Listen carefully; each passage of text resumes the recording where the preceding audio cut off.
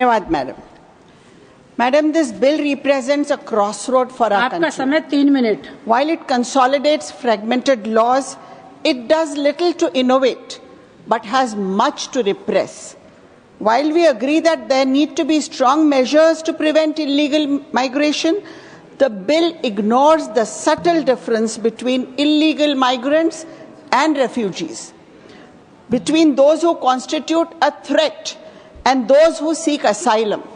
Ma'am, there should have been clear legal definitions of who qualifies as a foreigner, an illegal immigrant, a refugee, and a stateless person. For a government that promotes Vasudev Kutumbakam, the absence of a streamlined framework for refugees and asylum seekers is questionable. In 24, the Supreme Court has noted the poor conditions in detention centers, especially inadequate water, sanitation, toilet facilities, and all this is inhuman. Another glaring omission, ma'am, is the absence of a special immigration tribunal as recommended by the 175th report of the Law Commission. Instead, the new bill delegates this power entirely to executive immigration officers.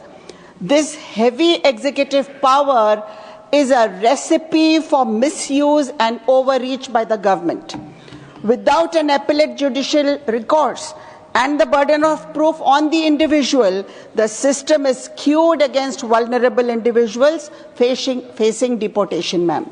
How will people who do not have documents prove their citizenship or nationality? How many of us here in this house possess birth certificates? I would like to bring the case of a retired Indian Army official who was declared a foreigner by the Foreigners Tribunal in Assam and sent to one of the Assam's detention centers in May 29. In an interview to the media, he had stated, "People have been lodged inside camps for years and they are genuine citizens, not foreigners. Most are inside mainly due to technical errors in the official documents." Another man from the state, following a 12-year legal battle and his citizenship restored just last year, 2 years after he died, ma'am.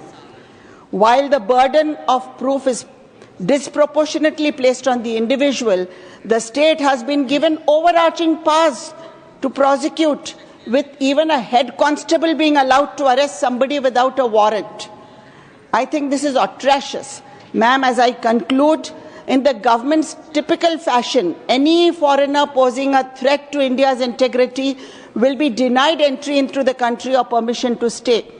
What kind of threat? Threat to the nation or threat to the government? I'm afraid this clause will be used to cancel visas of people critical of the regime. For example, foreign journalists, academics, other professionals. I'm concluding, ma'am. In our pursuit of national security and sovereignty, we must not sacrifice the very principles that define us as a nation, ma'am.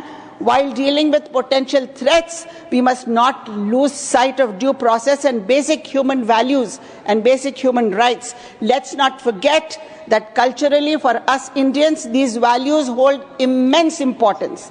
Let the sentiment of hatred not blind us to the point of insanity. I urge this bill to be sent to the Joint Select Committee, ma'am. Thank you.